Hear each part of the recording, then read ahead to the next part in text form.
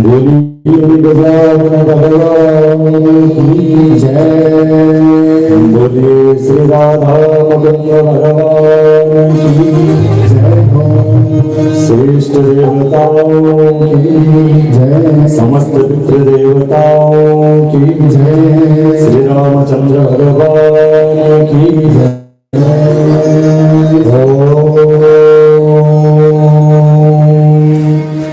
गुरुर्ब्रह्मा गुरुर्विष्णु गुरुर्देवो महेश्वरा, गुरु साक्षात् परब्रह्म तस्मै श्री गुरवे नमः। अखंड मंडलाकारं व्याप्तं येन चराचरं तत्पदं दर्शितं येन तस्मै श्री गुरवे नमः। ध्यानपूर्वं गुरुमूर्ति पूजापूर्वं गुरुपदं मन्त्रपूर्वं गुरोर्वाक्यं मोक्षमूलं गुरुकृपा। नमोस्तु गुरवे तस्मै इष्टदैव स्वरूपिणे, यस्य वाग्मतं हन्ति विश्वसंसारसङ्कुलं। गजमुखवडुकाढ्यां पार्वती सर्वयुक्तां, गुरुवर चरणाब्जे सर्वसिद्धिप्रदे च। अपि च वचनं देवी गच्छति वादयन्ति, मद्हृदयमहं तां कृष्णमूर्तिं च नौमि। वरहापीडं नटवरवपुः कर्णयो कर्णिकारं, विभ्रदवासः कनककपिशं वैजयन्तीं च मालाम्। रन्ध्रान् वेणोरधरसुधया पूरयन् गोपवृन्दैः, वृन्दारण्यं स्वपदरमणं प्रातशक्तितगीतिः। नौमित्यते प्रवपुषं तडिदं वशाय, मुञ्जावतन् सपरिपिच्छदसन्मुखाय। वन्यस्रजे कलवते प्रविशानवेणो, लक्ष्याश्रिये मृत्पते पशुपाङ्गदाय। यन्नाम्नः प्रथमाक्षरं विजयते भानो द्वितीयाक्षरं, नित्यं नित्यति सत्कवीन्द्रवदने भूतान्तवर्णद्वयम्। रामो रावणराजगानसमरे शम्भो शिरस्वामी, सा सर्वक्षिरमालिनी विजयते भाग्याय भागीरथी। कल्पान्त एतदखिलं जरे ऋणगृहाणां, शेते पुमान् स्वः गगनन्त सुखसत्सदन्ते। यन्नाभिषिन्द सहसा चनलोकपद्मा, गर्भे तुमान् भगवते प्रणतोऽस्मि तस्मै।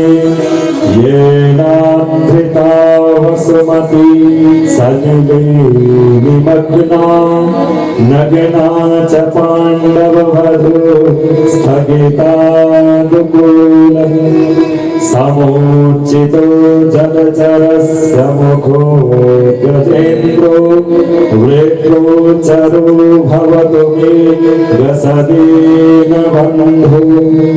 चक्रं सहस्रकस्वायुकरारविन्दे, गुर्वी गदाधरभरश्च विभाति यस्य। पक्षेन्द्र पृष्ठ परिरोहित पाद पद्मा त्रिगोचरा भवतु मे व्यसनेन बन्धो यस्मादिदं जगदुदीति चतुर्मुखाद्यं यस्मिन् अवस्थितयति क्षणशेषमूले यत्रोपयाति विलयं च समस्तमन्ते दृग्गोचरो भवतु मे व्यसनेन बन्धो आत्मा त्वं गिरिजामति सहचर प्राणं शरीरं गृहम् पूजा ते विषयोपभोगरचना निन्द्रा समाधि स्थिति संचार परयो प्रदक्षिण विधिस्त्रो प्राणि सर्वा गिरौ यदि यदि कर्म करोमि तद तदखिलं सम्भूतवाराधनं सच्चिदानन्दरूपाय विश्वोत्पत्त्यादिहेतवे तापत्रय विनाशाय श्रीकृष्णाय वयं नमः। अगजानन पद्मार्कं गजानन महर्निशिम् अनेकदन्तभक्तानाम् एकदन्तमुपास्महे। वक्रतुण्ड महाकाय सूर्यकोटि समप्रभ निर्विघ्नं कुरु मे देव सर्वकार्येषु सर्वदा निर्विघ्नं कुरु मे देव सर्वकार्येषु सर्वदा। ॐ श्री गुरुचरण कमलेभ्यो नमः। श्री परात्पर परमेश्वराय नमः। श्री राधा वल्लभाय नमः। श्री नृसिंहदेवाय नमः। श्रीनागराजाय नमः। श्रीनाथभैरवाय नमः। श्रीघण्टाकर्णाय नमः। वां भगवती श्री दुर्गा देव्येभ्यो नमः।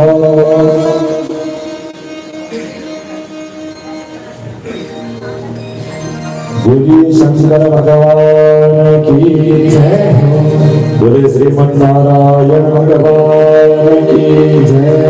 बोले परात्पर अखिलेश्वर भगवान की जय। इष्ट सत्य मां भगवती दुर्गा मैया की जय। श्री नृसिंह भगवान की जय। श्रीनाथ भगवान की जय। श्री घंटाकर्ण भगवान की जय। श्री क्षेत्रपाल भगवान की जय। समस्त आवाहित देवताओं की जय। समस्त पितृ देवताओं की जय। श्री हरिशंकर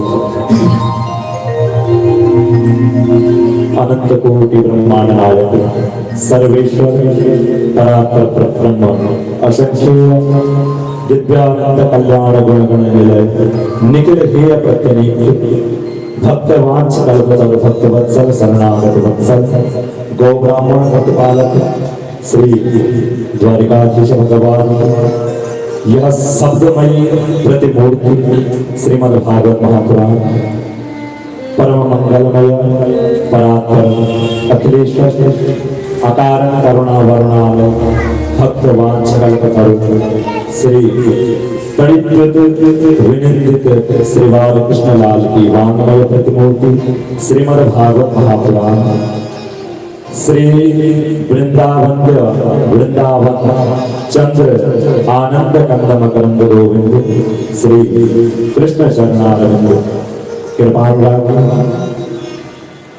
आद्य शक्ति जगत जननी पराम्बा अखिल रसामृत सिंधु सार विग्रह परमानंद आनंद कर्म चिन्मूर्ति रास शिखर ओगुण रस सार सर्वस्व तत्व पूर्णानुराग रस सार सरोवर अखल कोटि ब्रह्मांड नायक प्राणीश प्राणधन व्रजेश्वर गोपेश्वर हृदयेश्वर वृंदावनेश्वर चक्रवर्ती शमदभूत पंकज भगवान श्री राधा रमण भगवान श्री कृष्ण जी की यह जो शब्दमयी मूर्ति जो शब्द विग्रह श्रीमद् भागवत महापुराण इष्ट देवताओं कुल देवताओं पितृ देवताओं और श्री वृंदावन बिहारी जी की महती करुणा कृपा से और अकारण अनुकंपा की जो प्रत्यक्ष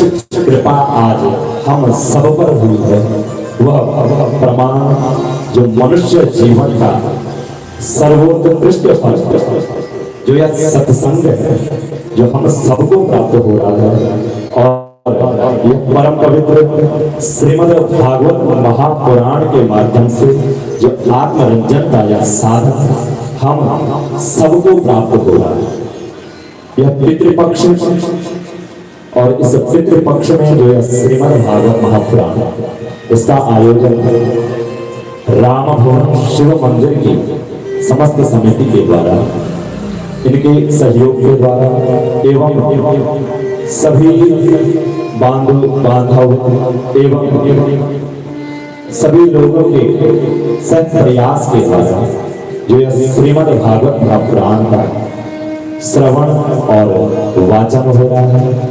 यह भगवान की जो शब्दमयी मूर्ति जो प्राणमय जीवन अर्थात जो यह श्रीमद् भागवत महापुराण है, यह पुराण साक्षात भगवान श्री हरि कृष्ण वांगमय अर्थात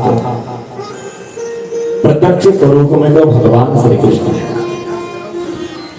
और इस कल युग में अगर भगवान का कोई स्वरूप है तो वह स्वरूप श्रीमद् भागवत महापुराण और इस श्रीमद् भागवत महापुराण का जो श्रवण करता है, जो इस श्रीमद् भागवत महापुराण शब्द को भी केवल शब्द मात्र को भी जो श्रवण करता है वह अवश्य रूप से भगवान के दिव्य धाम को प्राप्त करता है, भगवान की महती अनुकंपा को प्राप्त करता है।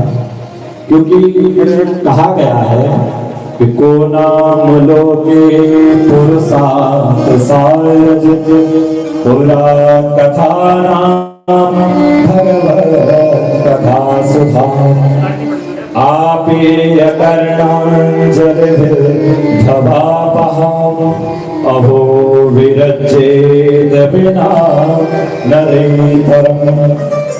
को नाम लोके पुरुषार्थ सारजित, इस संसार में यह जो कर्म भूमि है, यह जो संसार है, इस संसार में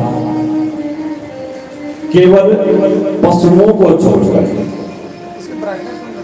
जो पशु तुल्य है, अब पशु तुल्य कौन है कि ऐसाम न विद्याम न तपो न दानम ज्ञानम न शीलम न गुणै न धर्मम ते मर्त्यलोके धूर्धार भूत्वा मनुष्य रूपेण मृगास्यना। कि जिसके जीवन में क्या नहीं है, विद्या नहीं है, ज्ञान नहीं है, धर्म का आचरण जिसके जीवन में नहीं है, वह इस संसार में किस तुल्य माना गया है, वह इस संसार में माना गया पशु तुल्य। अर्थात वह इस संसार में भ्रमण करता है, किस स्वरूप में, एक मृग के समान वह इस संसार में भ्रमण करता है।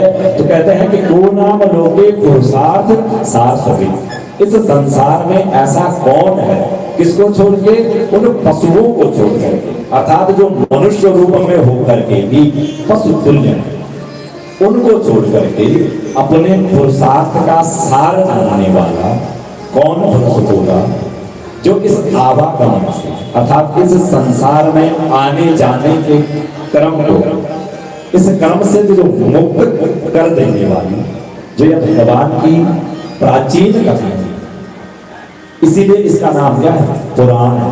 पुराण अर्थात पुरा इति नव पुराण, जो प्राचीन होते हुए भी कैसा है, सदैव नित्य प्रति नया प्रतीत होता है। आप लोग भागवत कथाएं सब जगह सुनते होंगे, है ना? आप वही कथाएं अगर कोई कहानी सुनते हैं 2 से 3 बार सुन लोगे, 4 बार सुन लोगे, है ना?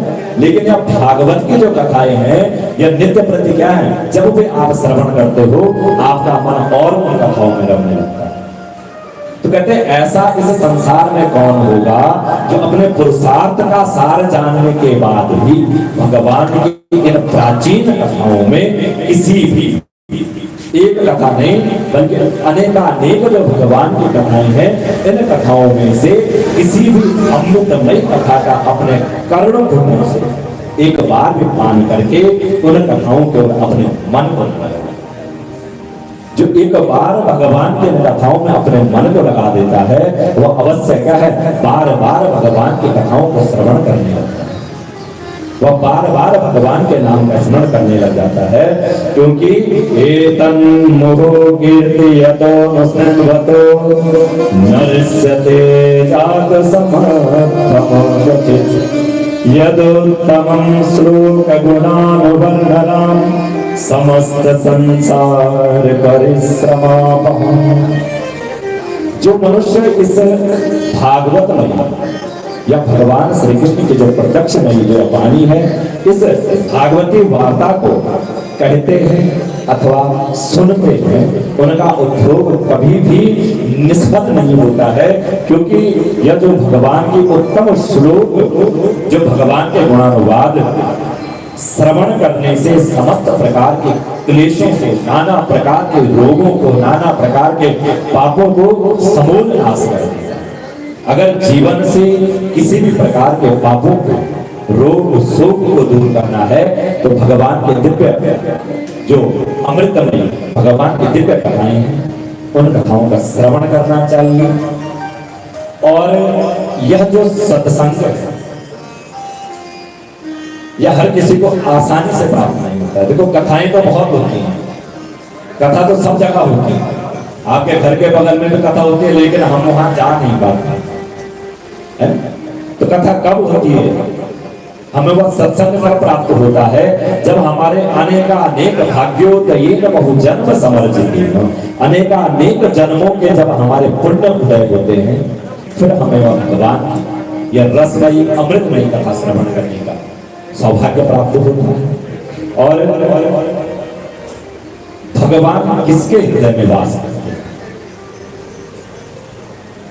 कहते हैं सकल भुवन मध्य निर्धनास्ते धन्या निवसति हृदये सा श्री हरे भक्तिरेका हरिरपि निज लोके सर्वथा तो विहाय प्रविशति हृदय देशा भक्ति सूत्रोपनतः सकल भुवन मध्य निर्धनास्ते धन्या। इस सकल भुवन के मध्य में वह निर्धन व्यक्ति,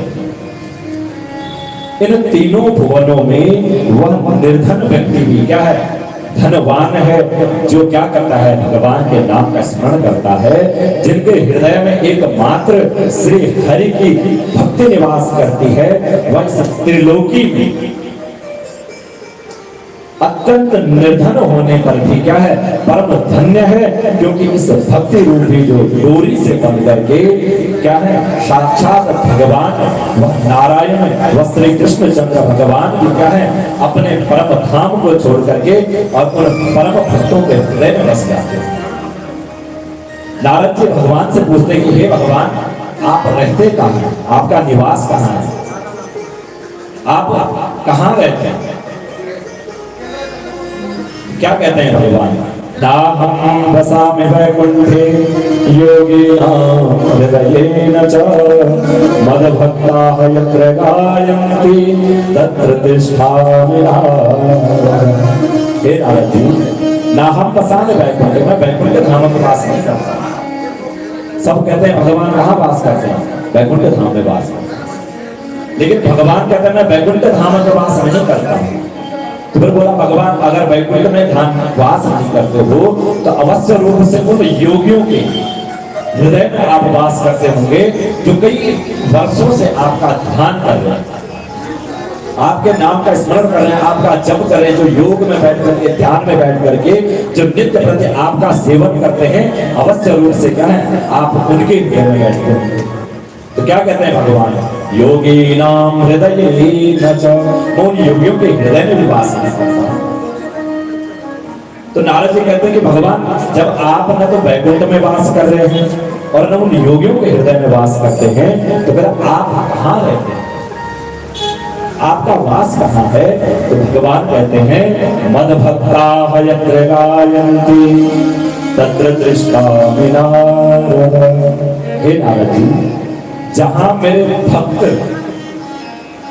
मेरा स्मरण करते हैं, मेरा ध्यान करते हैं, मैं उसी स्थान पर वहीं जाकर के बस जाता हूं। उन भक्तों के हृदय में मैं बैठ जाता हूं, जहां क्या है, मेरे भक्त मेरा गान करते हैं, मेरे भक्त जहां मेरा स्मरण करते हैं, मैं उसी स्थान पर वास करता हूं, वहीं मेरा निवास होता है। और भगवान सदैव भक्तों के हृदय में ही वास करते हैं। और जो आज हम यह दिव्य पावन श्रीमद् भागवत महापुराण का श्रवण कर रहे हैं, जो मनन कर रहे हैं, और इस प्रांगण में बैठ कर, राम भवन शिव मंदिर के प्रांगण में बैठ करके जो हम इस कथा के अमृतमय रस स्वादन जिसका कर रहे हैं, इसमें इस मंदिर समिति का विशेष सहयोग। इस मंदिर समिति में इस कथा के आयोजन कर श्री रवि शर्मा जी, मदन गोपाल जी, श्री राजेंद्र मंगाई जी, श्री अरुण शाह जी, श्री भगीरथ ध्यानी जी, श्री राजपाल सिंह तोमर जी, श्री सुरेंद्र बडोनी जी, श्री सुरेश पाल जी, श्री ओम प्रकाश राव जी, श्री अविनाश जोशी जी, श्री सचिन नेगी जी, श्री नरेश कुमार जी और श्री अजय जी, इन सबके अथक प्रयासों के द्वारा, इन सबके सहयोग के द्वारा आज हम इस श्रीमद् भागवत रस रूप जो कथा है उसका श्रवण कर रहे हैं। और हमारे साथ में मंदिर के पुजारी जी आचार्य श्री संदीप बाबू जी और श्री सुनील मंगाई जी, संगीत में हमारे साथ आचार्य श्री देवेश बाबू जी और आचार्य श्री नीरज नियाज जी और समस्त भक्तगण और श्रोता। इस भागवत का स्वरूप कैसा है, भागवत कहते किसे हैं? ये जो भागवत है, क्या है भागवत? कहा गया भगवतः प्रोक्ता भागवत, भगवान के द्वारा जो कहा गया वह क्या है? भागवत है। तो भा शब्द कीर्ति वचनो ग शब्दो ज्ञानवाचकः सर्वेश्वर वचनो वस्य तो विस्तारस्य वाचकः। यह भागवत क्या है?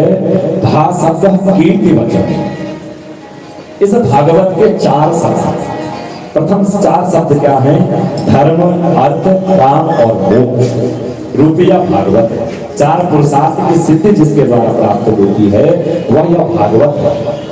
और भागवत धर्म कहता है। देखिए सर्वप्रथम क्या है, आपने पुरुषार्थ चतुष्टय तो सुना होगा, धर्म, अर्थ, काम और मोक्ष। 4 पुरुषार्थ हैं, 4 विषय हैं जिसके लिए मानव निरंतर प्रयास करता है।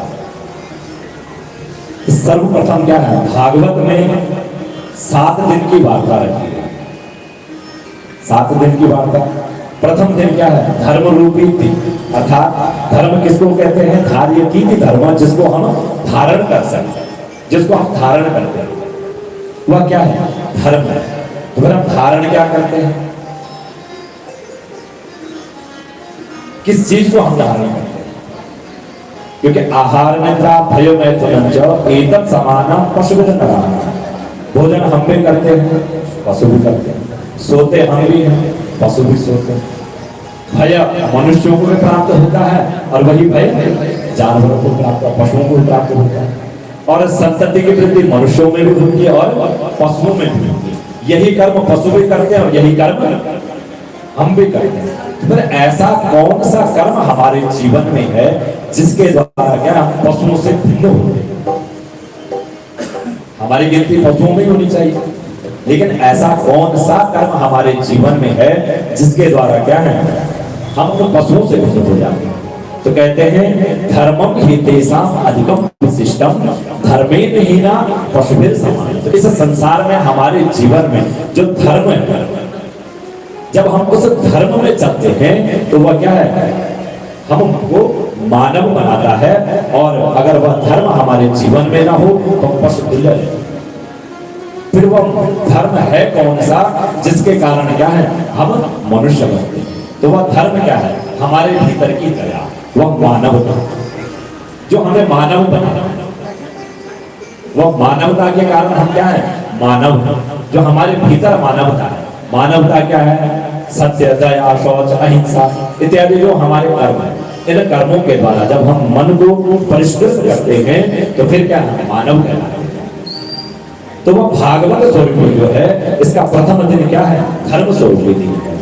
अर्थात हम अपने जीवन में किस प्रकार से धर्म को ग्रहण करें, किस प्रकार से हम एक नियम बनाएं, वही धर्म। एक निश्चयता हमारे जीवन में हो, क्या इस कर्म को करेंगे, इस कर्म पर हम क्या रहेंगे दृढ़। वो प्रथम दिन क्या है भागवत का धर्म है। द्वितीय दिन अर्थ की प्राप्ति है, जब हम प्रथम दिन कथा को श्रवण करते हैं, और श्रवण करने के पश्चात जब हम उस पर मनन करते हैं। कथा केवल कान से नहीं सुनी जाती है, कथा सुनने के 3 भाग है ना। तो कथा सुनी कैसे जाती है? केवल ये नहीं कि व्यास जी ने ऊपर से सुना दिया और आप नीचे बैठ करके कान से सुना। श्रवण के 3 भाग कौन कौन से? सर्वप्रथम श्रवण है, सुनना। सुनते किससे हैं? कानों के द्वारा। जब हम कानों के द्वारा उन बातों को, भगवान के अमृतमय चरित्र को जब सुनते हैं तो केवल सुनने मात्र से काम नहीं चलता है। फिर क्या करेंगे? उसका दूसरा भाग कौन सा? मनन। फिर हम उसमें मनन करते हैं।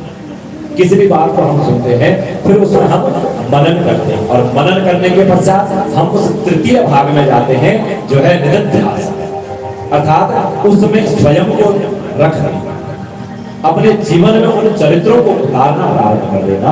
जिस प्रकार से आप रास पंचाध्यायी में सुनते होंगे कि गोपियां भगवान श्री कृष्ण के विरह में जब होती हैं तो स्वयं क्या है कोई कृष्ण बन रहा है, कोई गोपियों के स्वरूप में है, कोई माँ बन रहा है, कोई पिता बन रहा है, स्वयं में क्या है उन कृष्ण भगवान को धारण करते हैं।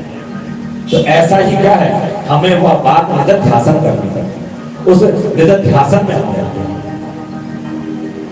तो वह द्वितीय दिन की अर्थ रूपी कथा हमारे जीवन में आती है। तृतीय दिन की कथा हमारे जीवन में जो हमारे जीवन की कामनाएं हैं उन कामनाओं को पूर्ति करता है, और चतुर्थ दिन की कथा हमारे जीवन में मोक्ष रूपी स्वरूप को धारण करता है, और तदंतर भगवान की लीलाओं का वर्णन अर्थात आनंद का वर्णन करता है। हमारे जीवन में आनंद की प्राप्ति होती है, भगवान की कथाओं से हमारे जीवन में आनंद की प्राप्ति होती है।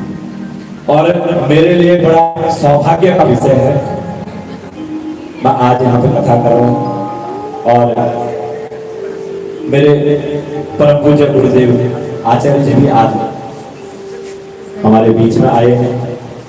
आचार्य श्री गुरुदेव जी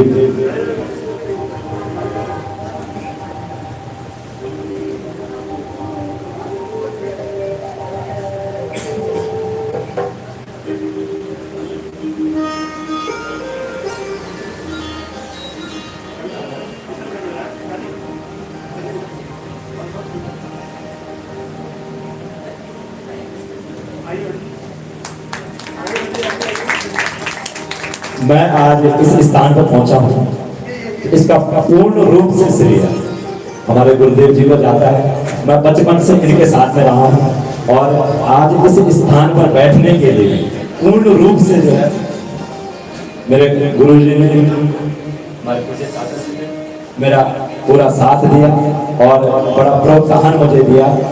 जीवन के 3 गुरु होते हैं। प्रथम गुरु माता पिता, माता और पिता प्रथम गुरु हैं। मेरी माता जी भी सामने बैठी हैं, और उसके बाद जो है इस क्षेत्र के मेरे गुरु जी आज आए हैं और तृतीय गुरु हमारे विद्यालय के गुरु होते हैं। मैं इन सब गुरुदेवों के चरणों में प्रणाम करता हूँ। और जब गुरु सामने बैठे हो तो बोलने की तो हिम्मत होती नहीं है, लेकिन फिर भी गुरु जी का ही आशीर्वाद है कि वह बोलने के लिए तत्पर करते हैं, प्रोत्साहित करते हैं। और जीवन में गुरु का बड़ा महत्व है। गुरु के लिए कहा गया है गुरुर् ब्रह्मा गुरुर् विष्णु गुरुर्देवो महेश्वराय गुरु साक्षात् परब्रह्म तस्मै श्री गुरुवे नमः। इस संसार में अगर कोई ईश्वर है तो साक्षात गुरुदेव ईश्वर होते हैं। वह कबीरदास जी कहते हैं कि गुरु गोविंद दो खड़े काके लागो पाए भले हरि गुरु आपने गोविंद देव बताए। अगर गुरु और ईश्वर साथ खड़े हैं तो ईश्वर से बड़े गुरु हमारे गुरुदेव होते हैं, जो हमें साक्षात्कार ईश्वर से कराते हैं। और गुरु के लिए कहा गया है कि ध्यान मूलम गुरु, जो हम ध्यान करते हैं वह गुरु है। पूजा मूलम गुरु पद, गुरु के द्वारा जो एक एक पद हमें बताया जाता है वह गुरुदेव के पद है। इस प्रकार से गुरु हमारे जीवन में सबसे मुख्य भूमिका रखते हैं। और किसी भी विषय को करने, किसी भी बात को करने के लिए, किसी भी ज्ञान को देने के लिए प्रथम जो हमारे आराध्य गुरुदेव हैं, मैं गुरुदेव जी के चरणों में साष्टांग प्रणाम करता हूँ, वाणी रूप प्रणाम करता हूँ और माँ के चरणों में भी बार-बार प्रणाम करता हूँ। इस स्थान में बैठ कर के मुझे कुछ बोलने की कुछ प्रेरणा हो और मैं जिस कार्य के निमित्त यहाँ पर बैठा हूँ उस कार्य को कर सकूँ, आप लोगों को कुछ सुना सकूँ। जो भी गुरुदेव की कृपा मेरे ऊपर बनी आज तक वह सब आज सफल है। मैं अपने आप को धन्य मानता हूँ कि आज मेरी प्रथम कथा है और गुरुदेव मेरे सामने बैठे हैं।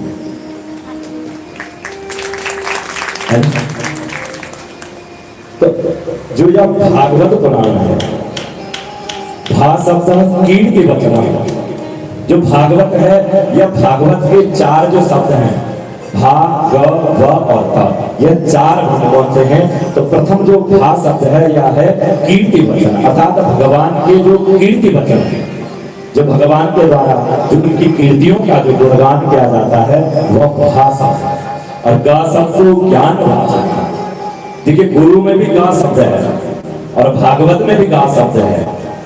और गुरु का भी जो गा शब्द वह ज्ञान का वाची और भगवत का जो गा शब्द है वह क्या है? ज्ञान का वाची है। गुरु शब्द का अर्थ होता है गु अर्थात होता है इंद्रियां, जो हमारे शरीर में इंद्रियां हैं, इन इंद्रियों से रुकार अर्थात जो अंधकार है उससे जो पार है, जो ज्ञान है वह गुरु है। और वही जो है भागवत है, तो भागवत का जो गा शब्द है वह ज्ञानात्मक है, ज्ञान स्वरूपात्मक है, ज्ञान प्रदान करने वाला है। और सर्वेष्ठ वचनों वस्य, जो वकार है वह इस संसार के समस्त वचन है। और विस्तार से वाचक, और जो भागवत का अंतिम मंडलता है वह इस ज्ञान के विस्तार का वचन है। भाति सर्वेषु लोकेषु गीयते नारदादिभिः वर्तते सर्वशास्त्रेषु तस्मात् भागवतम् विदुः। जो यह भा है अर्थात कीर्ति वचनों के द्वारा, इन गुणमयी कथाओं के द्वारा, जिनको नारद जी के द्वारा ब्रह्मा जी को, व्यास जी को दिया गया और व्यास जी के द्वारा सुखदेव जी को दिया गया और सुखदेव जी के अनंतर जो है इस संसार में कथा प्रसारित हुई है, वही उन्हीं के द्वारा भागवतम अर्थात जो है जो भगवान के भक्त है, भगवता प्रोक्ता भागवत है, जो भगवान के द्वारा कही गई वह भागवत है। और जो भगवान के भक्त हैं वह भी भागवत कहे जाते हैं, उनको भी भागवत का ही स्वरूप दिया जाता है। और इस ज्ञानमयी कथा में आगे बढ़ने से पहले कुछ क्षण भगवान नाम का स्मरण करते हैं, उन भगवान के कीर्तिमय नाम का उच्चारण करते हैं। आइए हम सभी भगवान का भजन करें, कीर्तन करें। गोविंद जय जय गोपाल जय जय गोविंद जय जय गोपाल जय जय गोविंद जय जय गोपाल जय जय गोविंद जय जय गोपाल जय जय राधा रमण हरि गोविंद जय जय राधा रमण हरि गोविंद जय जय राधा रमण हरि गोविंद जय जय राधा रमण हरि गोविंद जय जय ब्रह्मा की जय जय विष्णु की जय जय ब्रह्मा की जय जय विष्णु की जय जय ब्रह्मा की जय जय विष्णु की जय जय ब्रह्मा की जय जय विष्णु की जय जय उमापति शिव शंकर की जय जय उमापति शिव शंकर की जय जय उमापति शिव शंकर की जय जय उमापति शिव शंकर की जय जय राधा की जय जय बंसी की जय जय राधा की जय जय बंसी की जय जय राधा की जय जय रुक्मणी की जय जय राधा की जय जय रुक्मणी की जय जय मोर मुकुट बंसी वाले की जय जय और मुकुट हंसी की जय जय मोर मुकुट बंसी वाले की जय जय और मुकुट हंसी की जय जय गोविंद जय जय गोपाल जय जय गोविंद जय जय गोपाल जय जय राधा रमण हरि गोविंद जय जय राधा रमण हरि गोविंद जय जय गंगा की जय जय यमुना की जय जय गंगा की जय जय यमुना की जय जय गंगा की जय जय यमुना की जय जय गंगा की जय जय यमुना की जय जय सरस्वती देवी की जय जय सरस्वती त्रिवेणी की जय जय सरस्वती देवी की जय जय सरस्वती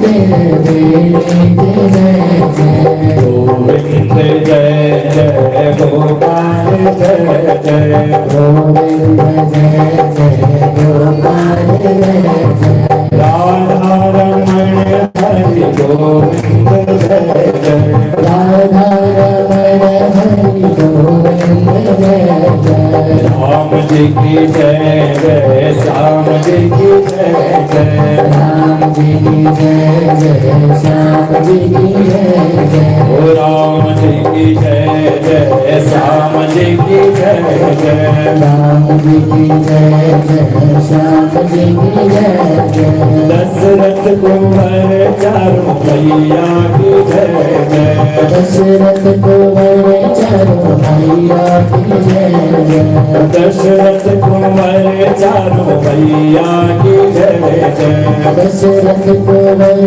चारों भैया की जय जय गोविंद जय जय गोपाल जय जय गोविंद जय जय गोपाल जय जय राधा रमण हरि गोविंद जय जय राधा रमण हरि गोविंद जय जय कृष्णा की जय जय लक्ष्मी की जय जय कृष्णा की जय जय लक्ष्मी की जय जय कृष्णा की जय जय लक्ष्मी की जय जय कृष्णा की जय जय लक्ष्मी की जय जय कृष्ण बलदेव दोनों भाइयों की जय जय कृष्ण बलदेव दोनों भाइयों की जय जय कृष्ण बलदेव दोनों भाइयों की जय जय कृष्ण बलदेव दोनों भाइयों की जय जय गोविंद जय जय गोपाल जय जय गोविंद जय जय गोपाल जय जय राधा रमण हरि गोविंद जय जय राधा रमण हरि गोविंद जय जय राधा रमण हरि गोविंद जय जय राधा रमण हरि गोविंद जय जय राधा रमण हरि गोविंद जय जय गोविंद जय जय गोपाल जय जय गोविंद जय जय गोपाल जय जय राधा रमण हरि गोविंद जय जय राधा रमण हरि गोविंद जय जय राधा रमण हरि गोविंद जय श्रीमद् भागवत महापुराण की जय श्री कृष्णचंद्र भगवान की जय राधा राम भगवान की जय श्रीमद् भागवत महापुराण में प्रवेश करते हैं। यह जो श्रीमद् भागवत महापुराण है श्री कृष्ण की वाणी भगवान श्री कृष्ण और भगवान श्री कृष्ण जो शब्द है उस कृष्ण शब्द का अर्थ क्या है, वो कृष्ण क्या है। कृष्ण का अर्थ होता है कृभुवाचकः शब्द सकार चक्रवर्तते ऋणकारः नासकः गेय तस्मात् कृष्ण प्रपूजयेत्। कृभुवाचकः शब्द जो कृ शब्द है वो भूवाचक शब्द है। भूवाचक का अर्थ होता है सत्तात्मक, जिसकी इस सृष्टि में क्या है, सत्ता है। वह कौन है, वह कृ शब्द अर्थात वह भगवान श्री कृष्ण का जो कृ है उसका अर्थ होता है भूवाचक अर्थात सत्तात्मक जो है वह कृ है। और सकार चक्रवर्तते और जो सकार है वह चक्र स्वरूपात्मक है। भगवान श्री कृष्ण के हाथ में अपने चक्र देता हूं, वही चक्रात्मक अर्थात इस सृष्टि का जो क्या है आवागमन है, इस सृष्टि में आना जाना जो चक्र के समान लगा हुआ है वह चक्र क्या है, वह शकार है। णकार नासकः कीय और जो णकार है वह णकार किस चीज का द्योतक है, उस आवागमन है, नाश का द्योतक है। अर्थात भगवान श्री कृष्ण के नाम जपने इस संसार का जो आवागमन है तो छूट। इसीलिए यह भागवत क्या है, भगवान की वांग्मय मूर्ति है। वह भगवान का क्या है, वांग्मय रूप है कि जिसके द्वारा एक बार भी भजन करने से भगवान के श्री कृष्ण के नाम का जप करने से क्या है, वो परम धाम को प्राप्त करता है, मोक्ष को प्राप्त करता है। इसीलिए भगवान का नाम क्या है, कृष्ण, कि जिसके द्वारा क्या होता है, इस संसार का आवागमन सब प्रकार से छूट, वही भगवान।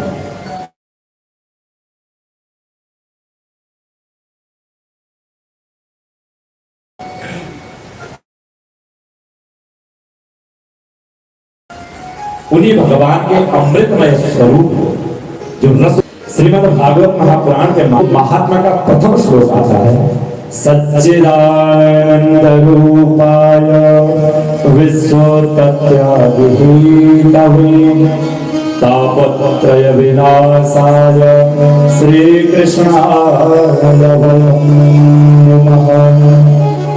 श्री कृष्णाय वयं नमः। उन भगवान श्री कृष्ण को हम प्रणाम करते हैं।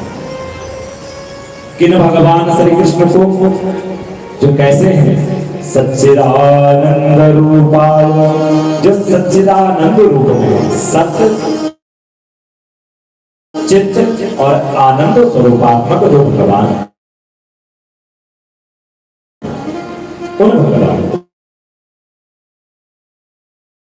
सत्य क्या है? सत्य जो तीनों लोगों को धारण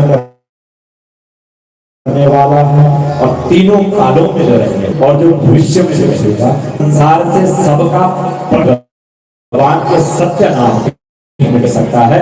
ऐसे जो भगवान है वह कैसे हैं? सत्य स्वरूप, मन, बुद्धि, चित्त और अहंकार। मन से बुद्धि और उत्पन्न होने के पश्चात जब की उत्पत्ति और चित्त के बाद अहंकार की उत्पत्ति होती है, और जब उस अहंकार का अर्थात वह भक्ति के स्वरूप में जाता है और जब निर्मल हो जाता है और जब बुद्धि निर्मल होती है तो मन क्या है? बस में हो जाता है। तो इस प्रकार के जो चित्त स्वरूपात्मक है अर्थात जो भगवान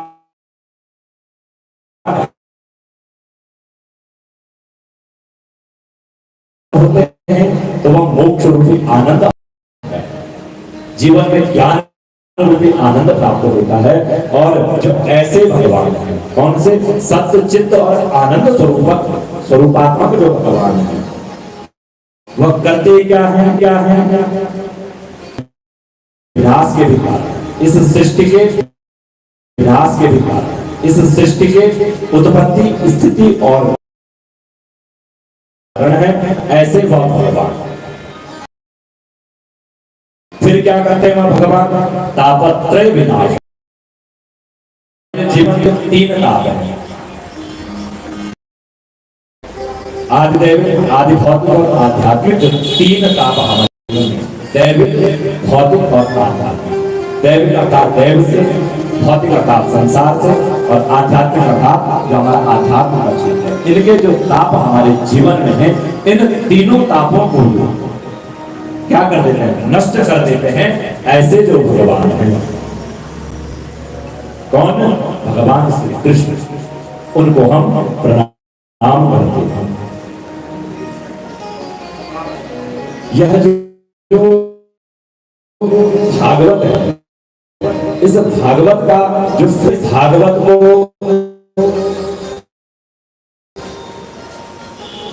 मुनियों की या वैराग्य की संहिता कहा गया। और इस भागवत कहने वाले कौन हैं? तो भागवत का द्वितीय श्लोक आता है, यम प्रप्रजन्तमनुपेतमपेतकृत्यं द्वैपायनो विरहकातर्याजुभाव पुत्रेति तन्मयतया सर्वोऽभिनेदु तं सर्वभूतहृदयं मुनिमानतोऽस्मि। यह श्रीमद् भागवत का मंगलाचरण।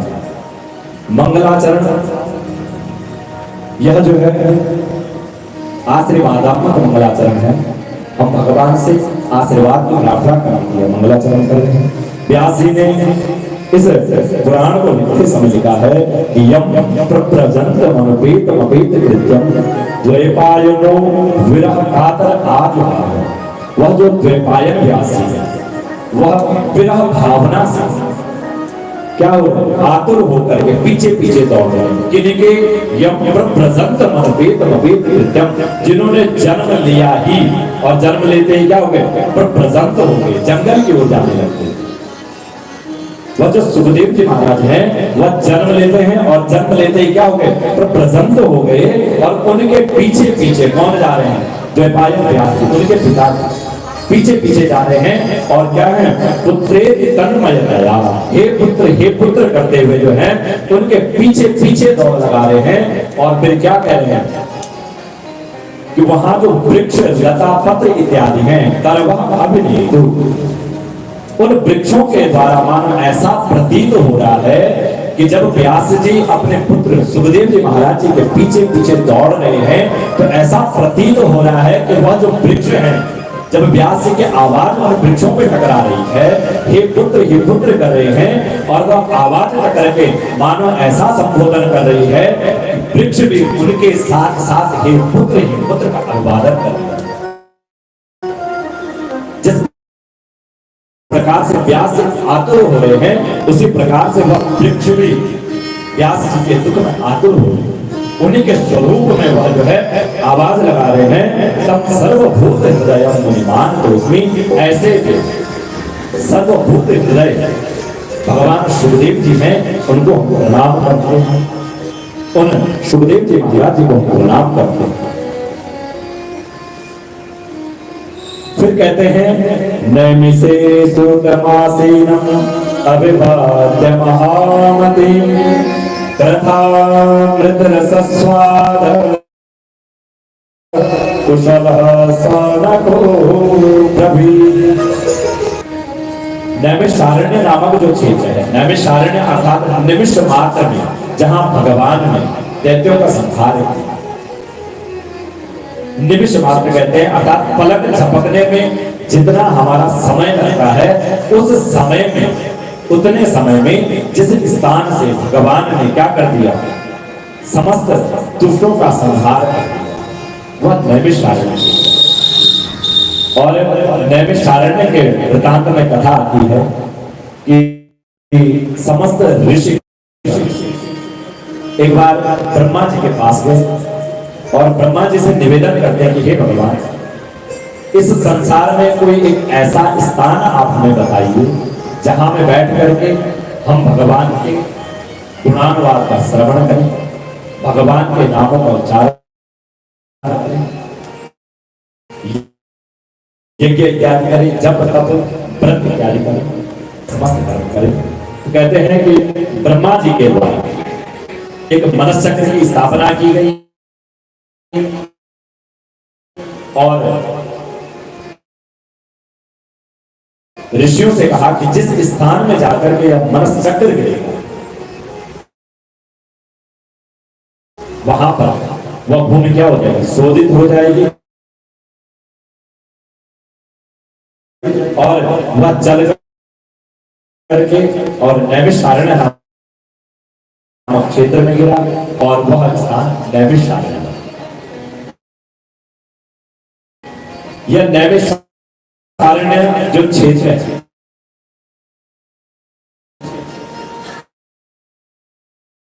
इस नैमिष करते हैं, अर्थात जो हमारा हृदय है, इस हृदय में जब भगवान का वास होता है तो यह हृदय क्या है, नैमिषारण्य बन जाता है। क्योंकि तो हृदय कैसा हो जाता है, पवित्र है, काम क्रोध लोभ क्या हो जाते हैं, दूर हो जाते हैं। तो नैमिषारण्य हम अपने हृदय को बनाए। सूत जी महाराज जी को प्रणाम करके कहते हैं कि हे जी महाराज, अज्ञान ध्वांत विध्वंस कोटि सूर्य समप्रभा सूताख्याहि कथा सारं मम कर्ण रसायन। हे जी महाराज, आप कैसे हैं, अज्ञान है उसको दूर करने वाले हैं। और किस प्रकार से कहते हैं कि संसार को तो मात्र एक सूर्य प्रकाशित करता है। इस संसार को कितने सूर्य प्रकाशित करें, केवल एक सूर्य प्रकाशित करता है और उस एक सूर्य से यह चराचर समस्त संसार क्या होने लग जाता है, प्रकाश करने लग जाता है। लेकिन आप कैसे हैं, आप हैं कोटि सूर्य समप्रभ, आप करोड़ों सूर्य के समान। आपके पास कितना ज्ञान रूपी प्रकाश है, उस ज्ञान रूपी प्रकाश के भीतर करोड़ों सूर्य सब सुनाइए, जिससे क्या है हमारा रसायन आप हमें पिलाइए, उस कथा रूपी सार का रसायन आप हमें पिलाइए। फिर कहते हैं पिलाया पिया जाता है तो किससे पिया जाता है? मुख से पिया जाता है ना। लेकिन क्या करेंगे? कर्ण रसायन, आप हमें मुख से पीने वाला रसायन, कोई अच्छी बात आने वाली तो पहले कह देते हैं आप कैसे बैठिए, शांत होकर के बैठिए, चित्त मन से बैठिए, क्योंकि मन जहां रहेगा कर्ण भी वहीं जाएगा। तो इसलिए क्या कह रहे हैं, सूर्य कह रहे हैं कि कथा कैसी है कि भक्त्योगवर्धनम यच्च कृष्ण संतोष हेतुना। यह जो वार्ता है जिसको मैं तुमको सुना रहा हूं, यह कैसी वार्ता है? भक्त्योग वर्धनम, इससे भक्ति का वर्धन होता है, यह भक्ति को बढ़ाने वाली है। और कृष्ण संतोष ही यह भगवान श्री कृष्ण के चरणों को प्राप्त कराने वाली है। इससे समस्त भयों का नाश हो जाता है और इसके द्वारा भगवान श्री कृष्ण क्या है, यथाशीघ्र प्रसन्न होते हैं। यह ऐसी कथा है, उसे मैं तुम्हें सुनाता हूं। और इस कथा का आख्यान किसके द्वारा किया गया, तो वह कहते हैं कालम व्यालम कग्रासम त्रास निर्विनाश हेतवे श्रीमद्भागवतम शास्त्रम कलौ कीरेण भासितम। यह जो कलयुग है, इस कलयुग में न जप काम आएगा न तप काम आएगा, केवल भगवान का नाम ही क्या है इस कलयुग से तार सकता है। केवल भगवान के अमृतमय कथाएं ही इस संसार से तार सकती हैं, क्योंकि इस संसार में व्यक्ति कैसा है, काल काल ने अपना मुख खोला हुआ है और कब किसको निकल जाए किसी को पता नहीं है। बड़ा ऐसा जो यह कलयुग है, उस कलयुग में त्रास निर्नाश ही तभी उस काल व्याल के अर्थात उस काल के ग्रास का भय दूर करने के लिए श्रीमद् भागवतम शास्त्र, जो श्रीमद् भागवत जो शास्त्र है, इसको श्री सुखदेव जी के द्वारा इस संसार में प्रसारित किया गया। यह किस चीज के लिए है? मन की शुद्धि के लिए। यह मन की शुद्धि के लिए, इससे बढ़कर के इस संसार में कोई भी साधन नहीं है। आप कुछ भी कर लीजिए, लेकिन सबसे सरल सबसे उत्तम जो साधन है वह क्या है? श्रीमद् भागवत शास्त्र। यह जो श्रीमद् भागवत रूपी जो शास्त्र है, यह इस संसार का सबसे सरलतम उपाय है, जिसके द्वारा किस चीज की प्राप्ति होती है? मोक्ष की प्राप्ति होती है। और केवल मोक्ष की प्राप्ति नहीं होती है, वैराग्य की भी प्राप्ति होती है। और केवल वैराग्य की नहीं, अभी तो ज्ञान की प्राप्ति होती है। और जब इस संसार में बड़ा ज्ञान की प्राप्ति हो जाती है तो और साधन क्या है? स्वयं प्राप्त हो जाती है। लेकिन ज्ञान प्राप्त करने का जो सबसे मुख्य उपाय है, वह कह रहे हैं कि इससे भगवान के चरणों में प्रीति प्राप्त होती है, अर्थात भगवान की भगवत भक्ति हमें प्राप्त होती है, जिससे क्या है, हमें भगवान के चरणों का सानिध्य प्राप्त होता है। ऐसी जो यह श्रीमद् भागवत कथा है, उसके विषय में मैं तुम्हें बताता हूं। और कहते हैं कि राजा परीक्षित जी सुखदेव जी महाराज श्रवण कराएंगे। और परीक्षिते कथा वक्तुम सभायां संस्थितेषु। और परीक्षित जी को जिस प्रकार से उस स्थान में बैठ करके सुखदेव जी महाराज जी ने जब यह कथा सुनाई, तो किंचित कथा सुना, वह कथा सुना जो है मैंने भी ग्रहण की, और उसी के अनुसार जो मैं तुम्हें सुनाता हूं। और जब सुखदेव जी महाराज राजा परीक्षित को यह कथा श्रवण करा रहे थे, तो ठीक उसी समय क्या है, देवता लोग, जो स्वर्ग के देवता लोग हैं, वह अमृतमय कलश लेकर के आए और सुखदेव जी के समक्ष रखे। सुखदेव जी के समक्ष रखा, बोला महाराज ये सबसे बड़ी चीज है। सुखदेव जी ने बोला ये क्या है? बोला महाराज ये अमृत है। तो बोला इससे क्या होता है? बोला इसको जो एक बार पी क्या हो जाता है? अमर हो जाता है, वह फिर मृत्यु को प्राप्त नहीं करता है। वैसे संसार का क्या है, सब प्रकार से मोक्ष प्राप्त कर देता है। इसलिए आप क्या करो, यह जो अमृत है इसको किसे पिला दो, देवताओं को पिला दो, इस परीक्षित जी को पिला दो। एवं विनिमये जाते सुधारा प्रपीयता, यह जो सुधा रूपी, यह जो अमृत है, स्वर्ग रूपी जो अमृत है, इस अमृत को आप किसको पिला दो, परीक्षित जी को पिला दो। तो सुखदेव जी ने कहा कि ठीक है, ये हम परीक्षित जी को पिला देते, फिर आप क्या चाहते हो? बोला जो यह कथा रूपी अमृत आप किसको पिला रहे हो, परीक्षित जी को पिला रहे हो, या कथा रूपी अमृत आप किसे पिलाइए? ये कथा रूपी अमृत आप हमें पिला। सुखदेव जी ने परीक्षित जी की तरफ देखा, बोला तुम्हारे लिए अमृत लेके आए हैं, स्वर्ग से अमृत आया है, क्या करना है? सुखदेव जी से परीक्षित जी ने पूछा, देखो गुरु और शिष्य की परंपरा है, जब शिष्य कथा श्रवण करने वाले परीक्षित जैसे और कथा श्रवण कराने वाले कौन हो, सुखदेव जी महाराज जैसे हो, वह दिव्य अमृतमयी कथा होती है।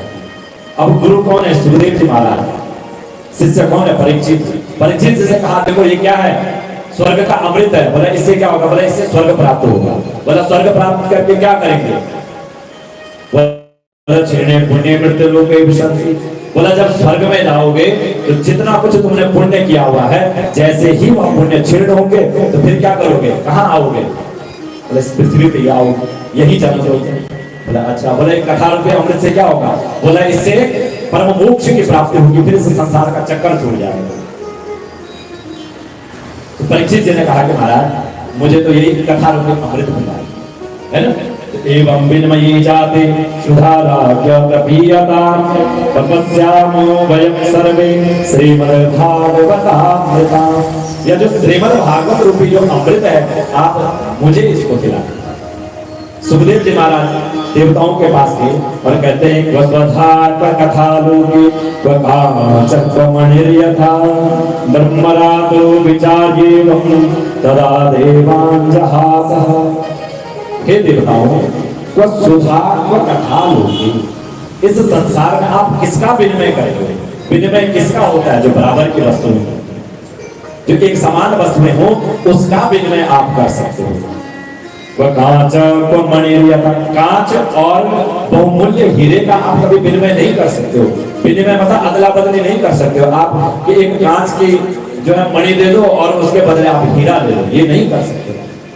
बड़ा डांटा सुखदेव जी ने देवताओं को और इस धरती से उनको भगा दिया। बोला जाओ, आप कहाँ जाओ? अपने देवत्व को जाओ, अपने स्वर्ग लोक को जाओ। यह कथा रूपी जो अमृत है यह किसको पिलाई जाएगी? परीक्षित जी को पिलाई जाएगी। और अवक्तश्चास विज्ञाय न ददौ स कथामृतम्। वह देवता किस चीज के लिए आए थे? विनिमय करने के लिए आए थे कि आप जो हमें कथा अमृत पिलाइए और यह स्वर्ग का अमृत आप परीक्षित जी को पिलाइए। इसलिए सुखदेव जी महाराज ने उनको क्या कहा? अभक्ताश्च, या अभक्त हैं। अगर यह भक्त बन करके कथा श्रवण करने के लिए आते तो अवश्य रूप से कथा सुनाई जाती, लेकिन यह क्या है? अभक्त हैं। इसलिए क्या है? डांट करके और उनको भगा दिया। और भगाने के बाद क्या है? कथा किसको श्रवण कराई? कथा श्रवण कराई। और इसलिए यह जो श्रीमद् भागवत रूपी कथा है, देवताओं के लिए भी क्या है?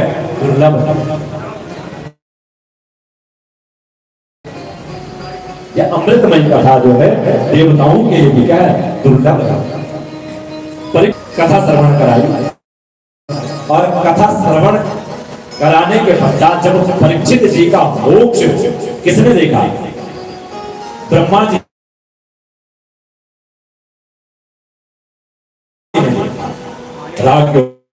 मोक्षं तथा वीक्ष पुराधाता विस्मितः। जब उन परीक्षित जी का मोक्ष किनके द्वारा देखा गया? धाता अर्थात ब्रह्मा जी के द्वारा जब है उनका मोक्ष देखा गया तो वह भी विस्मित हो गए, वह भी आश्चर्यचकित हो गए। साधना एक तराजू मंगाई सत्यलोक, और मैं जो है उसके क्या किए? दो भाग रखे, ज्ञान और बुद्धि रूपक जो भाग है उनको रखा। एक भाग में श्रीमद् भागवत महापुराण को रखा और दूसरे भाग में इस संसार में जितने भी ग्रंथ थे उन सब ग्रंथों को रखा। और उसके बाद क्या क्या तोले क्या हुआ, लघु ज्ञान जातानि गौरवेण इदं महत्। सब शास्त्र क्या हो गए,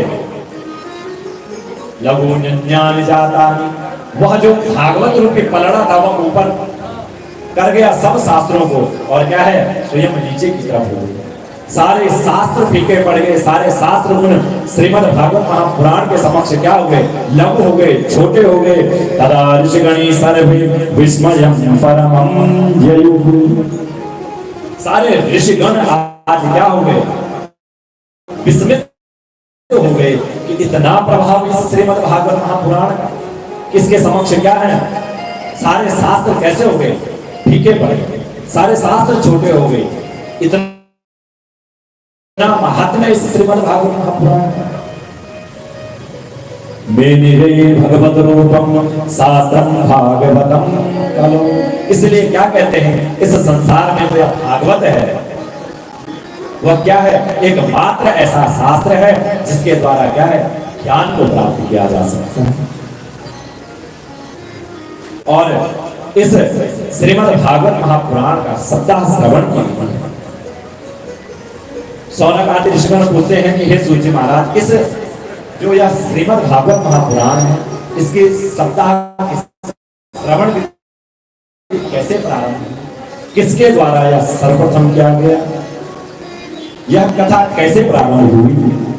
और जो क्या है नारद जी, जो नारद जी महाराज हैं वह तो उन्होंने किसके द्वारा यह कथा सुनी, लोक विग्रह मुक्तस्य नारदस्य स्थिरस्य च विनिस्रवे लोकः प्रीति संयोगः पुत्रतेषः। नारद जी के द्वारा यह श्रीमद् भागवत महापुराण कैसे सुनी गई, किसके द्वारा सुनाई गई। तो सूत जी महाराज कहते हैं कि हे शौनक आदि ऋषिगण, यह जो भक्तिमय कथा है इस कथा को मैं आपको श्रवण कराता हूं, किसके द्वारा यह कथा सुनाई गई और किस प्रकार से यह कथा इस संसार में। एकदा हि विशालायां चत्वारो नरः सत्संगार्थं समायाता ददृशुः तत्र नारदम्। एक बार की बात है, विशालापुरी नाम है बद्रीनाथ धाम। एक बार विशालापुरी क्षेत्र में चारों भैया सनत कुमार इत्यादि लोग वह चारों विचरण कर रहे थे। किस लिए कर रहे थे, सत्संग के लिए। वह चारों भाई विचरण कर रहे थे। भीतर किसी भी प्रकार का कोई मल नहीं, मल अर्थात हमारे भीतर कौन से मल है, काम, क्रोध, लोभ, मोह, मद, मत्सर। मत्सर का अर्थ होता है मत्तः सर्दी, मुझसे इतना आगे चला गया। जो ईर्ष्या का भाव है वह मत्सर, जिनके भीतर नहीं है, अज्ञान जिनके भीतर नहीं है, अविद्या जिनके भीतर नहीं है, ऐसे लोग कौन है, चत्वारः ऋषयो। वह चारों जो ऋषि हैं सत्संगार्थम, सत्संग के निमित्त कहां जा रहे हैं, विशालापुरी नामक क्षेत्र में थे।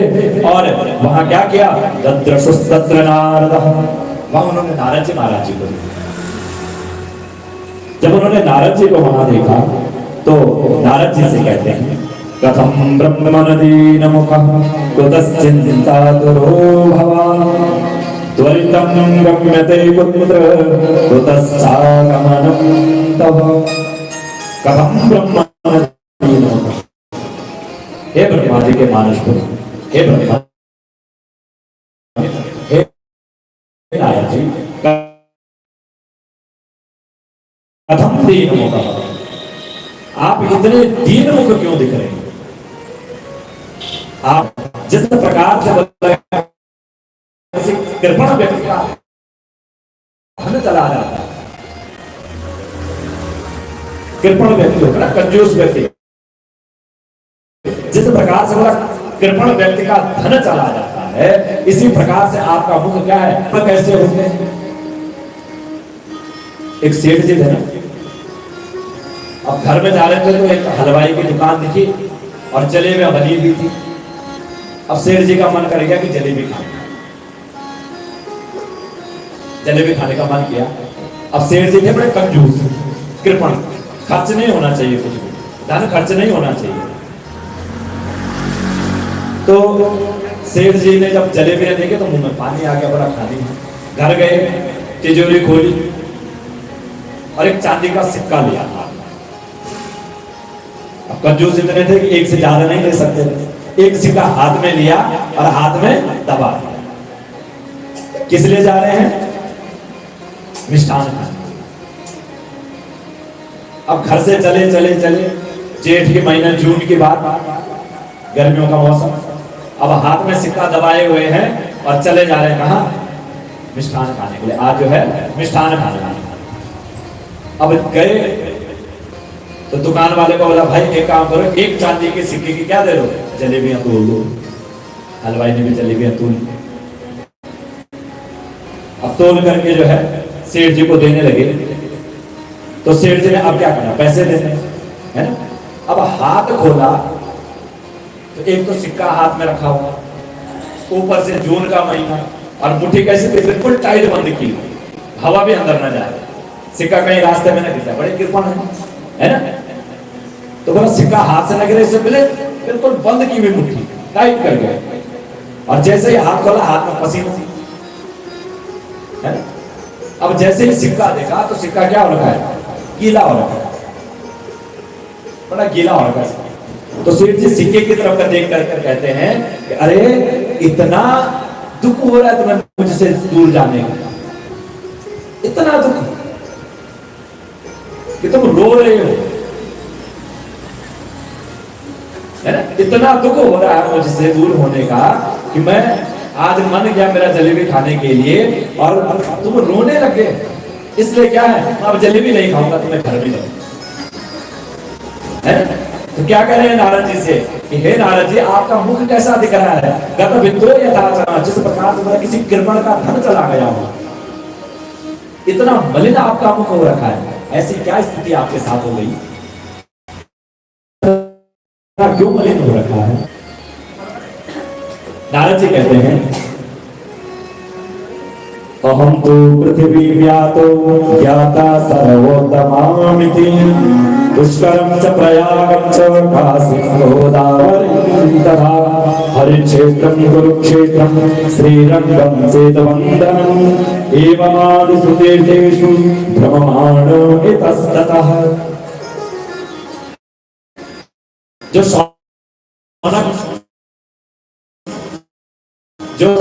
सनत कुमार इत्यादि चारों भाई हैं, या नारद जी के बड़े भाई, ब्रह्मा जी के प्रथम संतति है चारों भाई। तो नारद जी के क्या है? बड़े भाई। पृथ्वी क्या? मैं पृथ्वी लोक में गया। किस लिए गया था?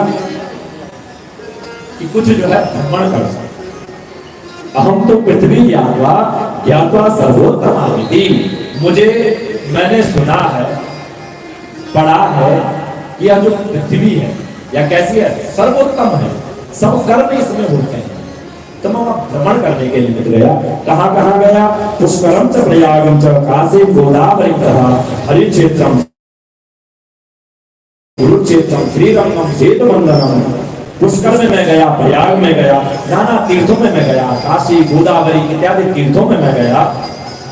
हरिक्षेत्रम कुरुक्षेत्रम, हरिक्षेत्र अर्थात हरिद्वार के क्षेत्र में मैं गया, कुरुक्षेत्र में मैं गया, सब जगह में गया। तो मैं वहां घूमते जो है सब जगह से उस पृथ्वी में जाकर के मैंने देखा कि सत्यम नास्ति तपः शौचम दया है, सत्य नहीं है, दया नहीं है, शौच नहीं है, कोई अपने शरीर की पवित्रता नहीं रखता है, कोई सत्य बोलने के लिए तैयार नहीं है, कोई दान देने के लिए तैयार नहीं है, किसी के भीतर दया नहीं है। और उदरम भरिणो जीवा भारका कोट भाषण, केवल और केवल क्या करें? उदरम भरिणो, अपने पेट को भरने के निमित्त इस संसार में क्या करें? कर्म कर रहे हैं कि जैसे भी हो, सही करें गलत करें, लेकिन क्या करें? अपने पेट के भरे, केवल पेट भरने मात्र के लिए क्या करें? जीव प्रयास कर रहा है और कूट भाषण, और इसके लिए क्या कर रहा है? सदैव गलत बातें, कूट भाषण। कूट भाषण करता है, असत्य बोलता है, झूठ बोलता है, नाना प्रकार के क्लेश करता है। मंद सुमंद मतयो मंद भाग्य ध्रुवता। और केवल इतना ही नहीं महाराज, इस संसार में जाने के पश्चात लोगों का भाग्य भी मंद हो गया है, भाग्य भी साथ नहीं देता है किसी का। इस प्रकार का कलयुग इस संसार में आ गया है, इतने प्रकार के पाखंड इस संसार में आ गए हैं, कुछ नहीं कैसे। तरुणी प्रभुतागे ही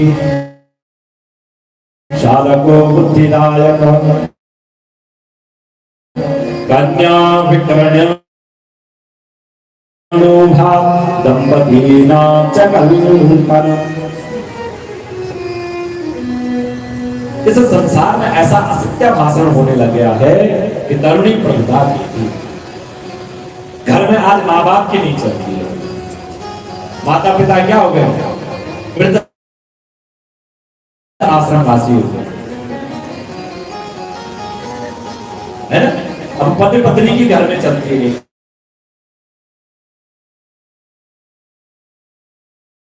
और किसी के नहीं चल रहा है, कोई विमर्श नहीं है। घर के कार्य किसके बारे में कोई विचार विमर्श नहीं है। और कन्या विक्रण्य कन्याओं का जो विवाह हो रहा है कैसे हो रहा है, बेच कर, कन्याओं को बेच कर, है ना।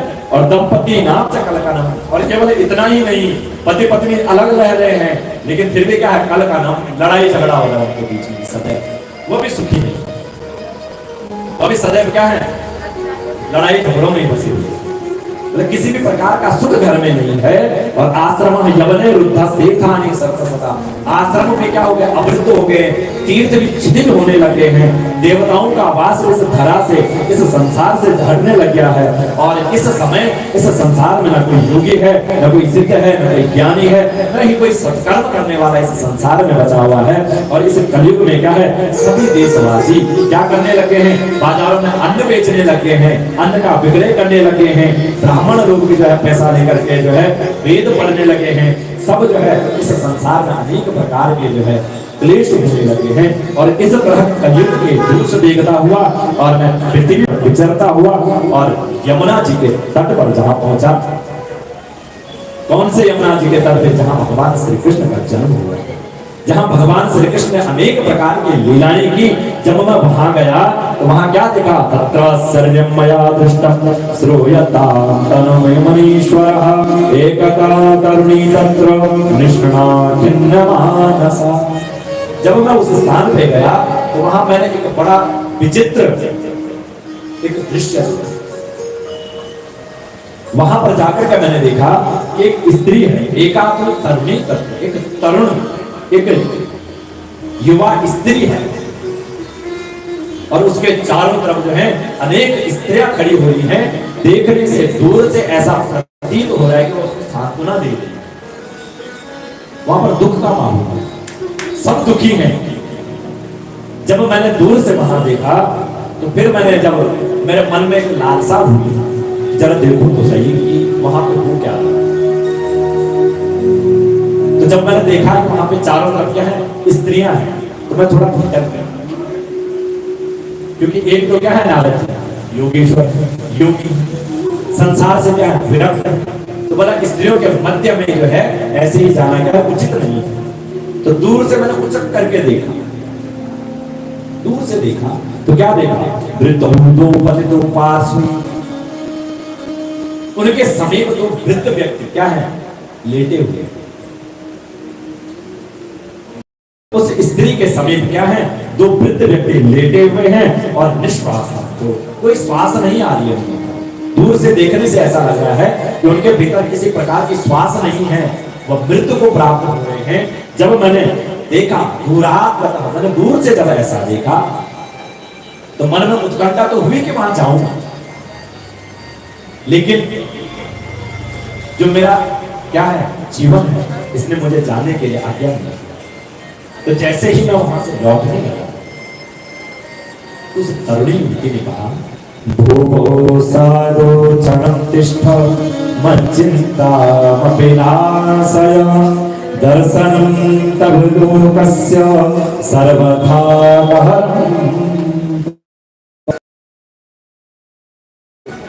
क्योंकि मत चिंता, मेरी जो यह चिंता है इसको आप नष्ट कीजिए।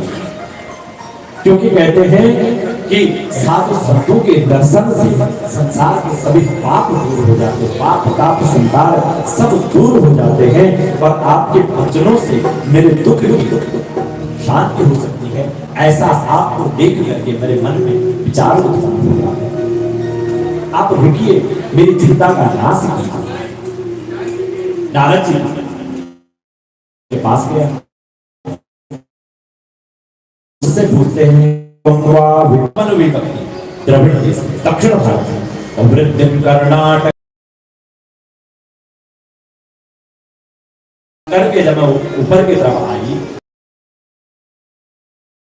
वहां में वृद्धि को प्राप्त हुई, अर्थात वहां में यौवन को प्राप्त हुई। और क्वचिन क्वचिन महाराष्ट्र, और महाराष्ट्र में कुछ कुछ जगहों पर क्या हुई, और जब मैं गुर्जर क्षेत्र में गई, अर्थात उस गुजरात के जब मैं प्रांत में गई तो मैं कैसी हो गई, जर्जर हो गई। मैं भी बुढ़ापे को प्राप्त हो गई, मेरे यहाँ जो बालक हैं या भी जो है बुढ़ापे को प्राप्त हो गए। और वृंदावन पुनः प्राप्त, जब मैं इस वृंदावन क्षेत्र में आ गई तो मैं क्या है, पुनः यौवन हो गई। अब विचार करते हैं कि भक्ति कहती है कि उत्पन्न हम द्रविणी सा, मैं द्रविड़ देश में क्या हूं, उत्पन्न हुई। द्रविड़ अर्थात अगर इसका हमारे हृदय में उत्पन्न हुई। और वृद्धि कर्नाटक, जब हम भगवान को अपने कर्ण पुटों के द्वारा श्रवण करते हैं तो कर्नाटके वृद्धि कौन, वह क्वचिन क्वचिन महाराष्ट्र, जब कानों के द्वारा इस बुद्धि रूप महाराष्ट्र में प्राप्त होता है, जब कर्णों के द्वारा वह रस अमृत जो है हमारे कानों के द्वारा जब बुद्धि को प्राप्त होता है तो किन्हीं किन्हीं सद्बुद्धि में क्या है, मुझे मान सम्मान की प्राप्ति होती है। लेकिन जब मैं अहंकार रूपी बुद्धि में जाती हूँ, गुर्जर हो, वहां गुर्जर हो जाती है, जर्जर हो जाती है। वह अहंकार रूपी बुद्धि क्या है, गुजरात प्रांत है, वहां जाकर के वह भक्ति क्या हो जाती है, जर्जर हो जाती है। जब अहंकार व्यक्ति के भीतर आता है तो वह किसके साथ, भक्ति के साथ ज्ञान और वैराग्य तीनों क्या है, वृद्धत्व को प्राप्त हो जाते हैं। फिर वृंदावन वनम पुनः प्राप्त, और वह भक्ति जब फिर से जहाँ तुलसी का निवास होता है, और तुलसी का निवास कहाँ होता है, का निवास कहाँ होता है, हमारे इस मन रूपी वृंदावन में जब भगवान का आवास होता है तो वहां जब उस मन में भक्ति प्रकट होती है तो भक्ति क्या हो जाती है, वृद्धि को प्राप्त कर जाती है। लेकिन कहते हैं कि वृंदावन में भी, उस वृंदावन में भी इतनी शक्ति नहीं है कि वह ज्ञान और वैराग्य को क्या कर सके, युवा कर सके। उस वृंदावन में कोई इतनी शक्ति नहीं है, वहां भगवान ने अनेक, इसलिए वहां भक्ति क्या है, उन्मत्त हो जाती है, युवा हो जाती है। लेकिन ज्ञान और वैराग्य उस वृंदावन के क्षेत्र में, उस वृंदावन में जाकर के ज्ञान और वैराग्य शिथिल हो जाते हैं, वृद्धत्व को प्राप्त कर जाते हैं। तो हे नारद जी, यह जो दो हैं मेरे पुत्र या क्या है, वृद्धत्व को प्राप्त हो रखे हैं। लेकिन अगर कहते हैं ऐसा ही रहेगा तो इदम स्थानम परित्यज्य विदेशम गम्यति, अगर यह मेरे जो या अगर युवा अवस्था को प्राप्त नहीं करेंगे, ऐसे ही रहेंगे तो हमें, नारद जी ने बड़ा समझाया, ऐसा है बातें छोड़ करके मत जाना, आप यही नहीं। तो भक्ति कहती है भटकते संसार में होना क्या चाहिए, युवा हूँ, लेकिन यहाँ तो पुत्र मेरे वृद्ध हो गए हैं और मैं क्या हूँ, युवा हो गई हूँ। अगर ऐसा ही रहेगा तो फिर मैं इस स्थान में नहीं रह सकती हूँ। तो नारद जी कहते हैं ज्ञानेनात्मनि पश्यामि स्मे तत्त्वभासि। हे भक्ति, मैं अपने तुम्हारे यह जो कलयुग है, यह कष्ट को प्रदान कराने वाला यह कलयुग है। और इसी से इस समय क्या है, सदाचार, योग मार्ग तब आदि शब्द लुप्त हो गए हैं और लोग क्या है, शठता जना अघा सुरायते सत्य दुष्कर्म कर्म। इस संसार के सभी लोग इस कलयुग के प्रभाव क्या हो गए, दुष्ट हो गए, दुष्ट प्रवृत्ति वाले हो गए। यह सब उठती, सबके मन में विश्व उत्पन्न हो गया है। धत्ते साधीरा पंडितो तवः। इस समय बुद्धिमान है, किसको बुद्धिमान की संज्ञा दी, जो पुरुष धैर्य बना के रखे, जो जीव धैर्य बना के रखे, वही क्या है, इस संसार में बुद्धिमान कहा गया, वही बड़ा ज्ञानी है, उसी को पंडित कहा गया है। इसलिए क्या है, आप स्थान को छोड़ करके मत जाइए। और नारद जी उस वृंदावन की महिमा गाते हैं कि धन्यम वृंदावनम तेनो भक्तिर्नित्यति यत्र। इस समय बोला यह जो वृंदावन है यह बड़ा धन्य है, क्योंकि यहाँ क्या है, भक्ति माता नृत्य करती है, भक्ति माता इस स्थान में नृत्य करती है। इसलिए क्या है, आप इस स्थान को छोड़ करके मत जाए।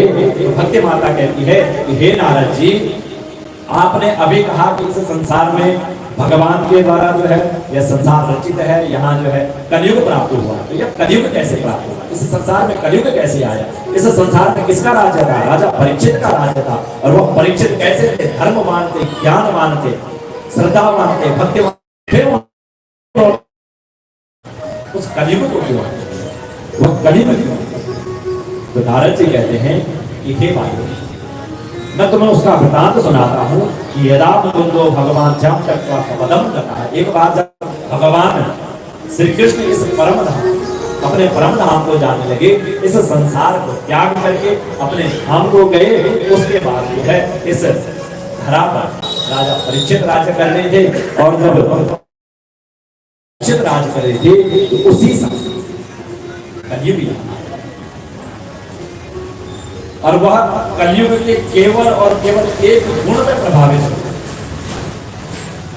केवल एक गुण देखा उन्होंने, मतलब सारे अवगुण थे उसके भीतर, लेकिन एक केवल एक गुण था, जिस गुण के कारण उन्होंने उसको इस पृथ्वी में क्या था, यद फलम नास्ति तपसो योगेन समाहिता तद फलम लभते। योग से प्राप्त नहीं हो सकता है, वह किससे प्राप्त हो जाता है, बोला कलौकी शब्द मात्र से जो है इस संसार में क्या है, वह फल की प्राप्ति हो जाती है, जो सतयुग द्वापर त्रेता में तप जप तप व्रत करने से प्राप्त होता था। लेकिन बोले यह सही नहीं, वेद पुराण की बात कही, धर्म कर्म जप देव व्रत तप सब झूठ बता उपहास करेंगे, मानेंगे नहीं माता पिता, निज नारी के साथ अकेले रहेंगे, और फैशन में श्री शिव रंग करनित साहब में मुकभी सुधरेंगे। बोले कलयुग कैसा आ गया है, शास्त्र कथा न सुनेंगे कभी, कोई शास्त्र कथा सुनने के लिए नहीं आ रहे,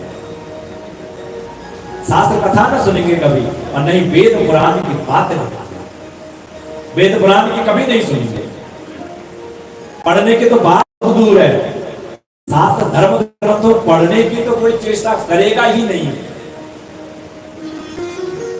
लेकिन सुनेंगे भी नहीं। अच्छा देखो, आप सब लोग बैठे हैं, अच्छा आप लोग बताओ आपके घर में किस किस के घर में धर्मशास्त्र है, कोई सभी, गीता, रामायण, श्रीमद् भागवत, महापुराण, कोई सभी। अब देखो इतने में से गिनती के हाथ करो, है ना। और फिर क्या कहते हैं, देखो फिर क्या कहते हैं, देखो कभी, अब देखो पीछे माता जी ने हाथ उठाया, पुराने लोग घरों में रखते थे गीता, रामायण, कोई सब आप रखिए घर में, इससे क्या होगा, आप जब उसको पढ़ोगे तो बच्चों को भी पढ़ाओगे। आपने बच्चों, छोटे बच्चों की आदत देखी होगी, क्या होती है बच्चों, है ना, एक दिन कहीं पे गया हुआ था तो किसी ने मेरे से पूछा, अब देखो अब ये समय आ गया है कि पंडित जी जरा इसके जन्म पत्र देकर बताइए मोबाइल कब छोड़ेगा, है ना? ये मोबाइल कब छोड़ेगा? अब ये समस्या आ गई। तो हमने उनसे एक बात कही, मैंने कहा आप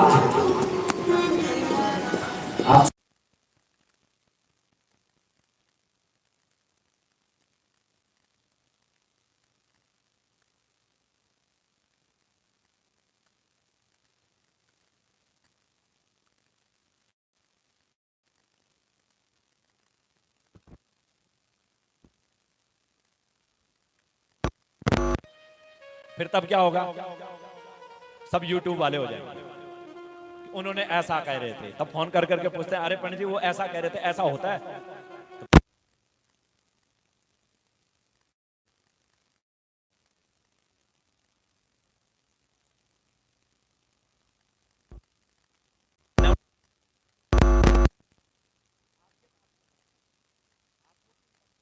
मनन करना चाहिए, आपको उसको पढ़ना चाहिए।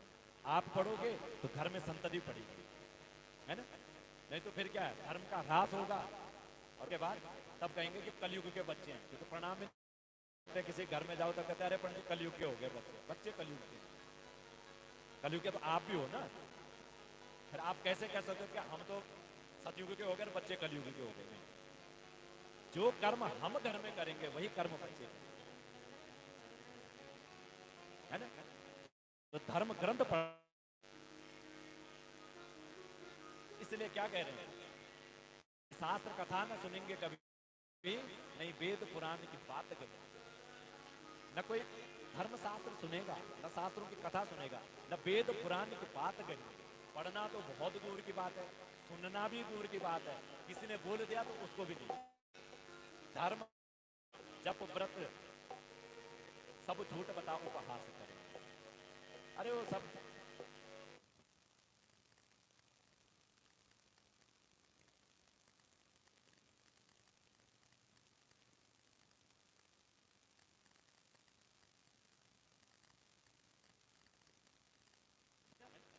निज नारी के साथ अकेले रहे, माता पिता को छोड़ दिया, जो जीवन के प्रथम गुरु हैं उनको छोड़ दिया, और क्या हो गए, एकल हो गए, अकेले हो गए। और फैशन बड़ा लंबे लंबे जो है बाल रखेंगे, ऊंचे ऊंचे चलक लगाएंगे, है ना? फैशन में श्री शिव रंगकर नित साहब मेम का भेष धरेंगे। सब सदैव क्या बने रहेंगे, साहब और मेम बने रहेंगे। हम क्या हैं, साहब हैं। नीचे बैठने के लिए तैयार नहीं, बोला हम तो कुर्सी में बैठते हैं।